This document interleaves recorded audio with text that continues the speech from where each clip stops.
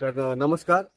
नाशिक छत्रपती शिवाजीनगर येथे एक खळबळजनक घटना घडली. काल दुपारी जवळपास 2च्या सुमारास कौटुंबिक छळ आणि पतीचे अनैतिक संबंध स्वतः प्रत्यक्ष डोळ्याने बघितल्यानंतर एका विवाहितेने कंटाळून शेवटी तिच्या जीवाचा अंत केलेला आहे. त्यांनी आत्महत्या केलेली आहे. जवळपास काल पोस्टमॉर्टम दिवसभर चाललं, अजूनही फिर्याद दाखल नव्हती. पण आज माननीय वरिष्ठ पोलीस निरीक्षक आपले गंगापूर रोडचे, आम्ही आता गंगापूर रोड पोलीस स्टेशन जवळच आहोत, त्यांनी एफ.आय.आर. नोंद करायचं आता काम लवकरच हाती घेतलेलं आहे. आता थोड्या वेळात एफ.आय.आर. नोंद होऊन जाईल. पण नेमकी घटना काय घडली, काय झालेलं होतं, जे विवाहितेने आत्महत्येपूर्वी मामांना कॉल केलेला होता, त्यांच्या त्यांच्या वडिलांशी त्यांचं बोलणं झालेलं होतं. मग नेमकी हा घटनाक्रम काय, तर एकदा आपण सगळ्यात पहिले वडिलांशी चर्चा करूया. आपल्या इथे वडील काका बोलू शकतात आपण? तर नेमकी झालं काय होतं? नेमकी ड्युटी येतो, मला फोन येईल नाही, काहीच नाही. मला कुठलीच घटना माहिती नाही. मला हे कसं झालं रात्री सुद्धा कळलं नाही. मला सकाळी आता आलं दवाखान्यात, सवय मला माहिती आहे. म्हणजे काल जेव्हा 1 वाजता ही घटना घडली तो मला पण माहितीच नाही, मी ड्युटीवर होतो, मला फोन सुद्धा येईल नाही. ओके. मी इकडे काय केलं आपल्याला काहीच माहिती नाही. माझी पोरगी हे कधीच करू शकत नाही. तिचे पहिले आधीच संबंध होते. म्हणजे त्या तिचे जे मिस्टर होते, नवरा होता तिचा, हो. त्याचा आधी संबंध होते. पहिले संबंध मग तुम्ही होते, परत लग्नाच्या आधीपासून होते. मग तुम्ही परत कसं काय पाठवलं तिला? आता मला असं कळतंय की 2 महिन्यापूर्वी जवळचे होते ना संबंधातले, म्हणलं जाऊ द्या भाऊ एकदा सुधरल.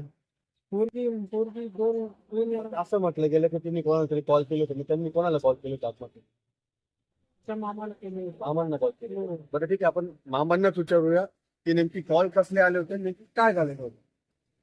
साधारण तिचा सर 8:30 वाजता तिचा मला पहिला कॉल आला. मी मार्केटला चाललेलो होतो, कांदा मार्केटला. तर ती मला बोलली की मामा, आपण जे मॅटर पहिले मिटवलं होतं 2 महिन्यापूर्वी, ते परत पण तो थांबलेला नाही. तो परत पण त्या स्त्रीच्या घरी जातोय आणि मला तो तिथे घरात घुसताना मी त्याला रंगे हात पकडलेलं आहे. त्याच्यामुळे तुम्ही लवकरात लवकर इकडे शिवाजीनगरला या. म्हणून मी तिची थोडीशी समजूत घातली की बाई थांब थोडा वेळ, मी साधारणतः 3 वाजता तुझ्याकडे येतोय. त्याच्याही नंतरून परत तिचा मला 12:19 कॉल आला की मामा तुम्ही निघाले का? म्हटलं ठीक आहे, मी निघालोय. एक अर्ध्या 1 तासामध्ये मी तुझ्यापर्यंत पोहोचणार आहे. पण मी वाटेतच असताना मला कॉल आला की तिने इकडे सुसाईड केलेलं आहे. तिने तिची मनस्थिती डाऊन झालेली होती पूर्ण. सकाळी तिच्या हसबँडने तिला शिवीगाळ केलेली होती. तिने मला फोनवरती सांगितलं. नंतर तिला ते आत्महत्या प्रवृत्त करण्यात आलं. माझं ऐकून ती कमीत कमी 8:30 ते कमीत कमी 12:30-1 वाजेपर्यंत तिनं माझ्यासाठी ती थांबलेली होती. परंतु मला थोडा उशीर झाल्या कारणाने की काय तिची मनस्थिती खराब झाली आणि तिने टोकाचे पाऊल उचलले आणि आपलं जीवन संपवलं. मग त्यांनी जेव्हा आत्महत्या केली तेव्हा कॉल तुम्हाला नेमकी कोणाचा आला होता? तिचा स्वतःचा आला होता.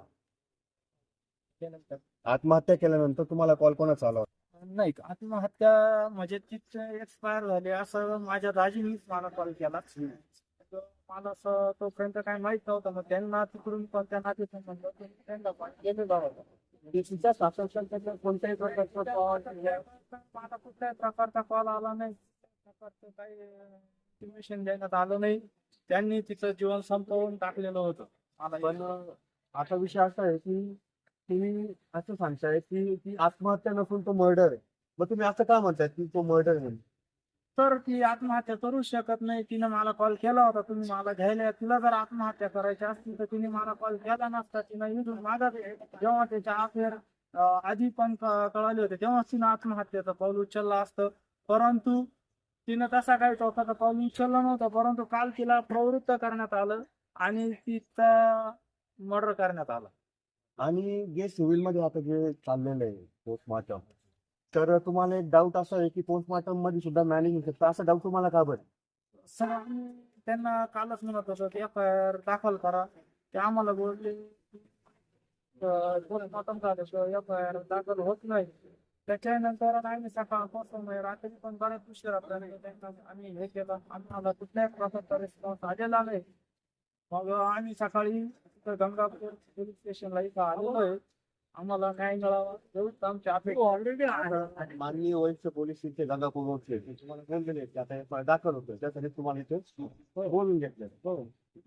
तर मग ही पूर्ण एक हे होतं भावांनो. तर याच्या माहिती अधिकाऱ्यांनी आपल्याला माहितीच्या अनुषंगाने आपल्याला हे पण कळलंय की पोलीस जायच्या आतच समोरच्यांनी तिला त्या दोरीवरून खाली उतरवलं होतं. त्याच्यानंतर बाकीच्या गोष्टी या करत होते. तर कुठेतरी एक शंका नातेवाईकांच्या मनात इथे येते.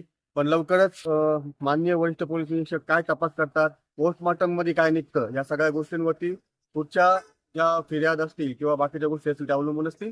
धन्यवाद.